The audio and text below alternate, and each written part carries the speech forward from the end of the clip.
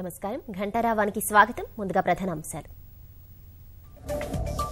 హైదరాబాద్ బార్కస్ లో వెలుగులోకి అకృత్యం. లైంగిక దాడికి పాల్పడి బాలుడిని హత్య చేసిన మరో బాలుడు.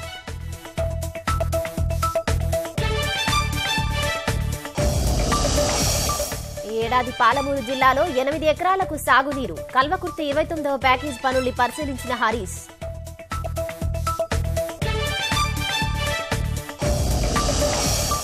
రాయపట్నం వద్ద గోదావరిలో పెరిగిన నీటి మట్టం. ఎగువ నుంచి వస్తున్న నీళ్లతో జలకళ.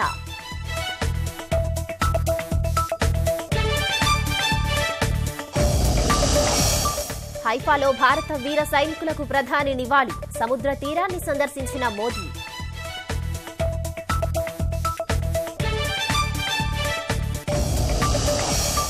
నకిలీ కుల ధ్రువపత్రాలతో పొందిన ఉద్యోగాలు చెల్లవు. అలాంటి వారిని తొలగించాల్సిందేనని సుప్రీం స్పష్టీకరణ.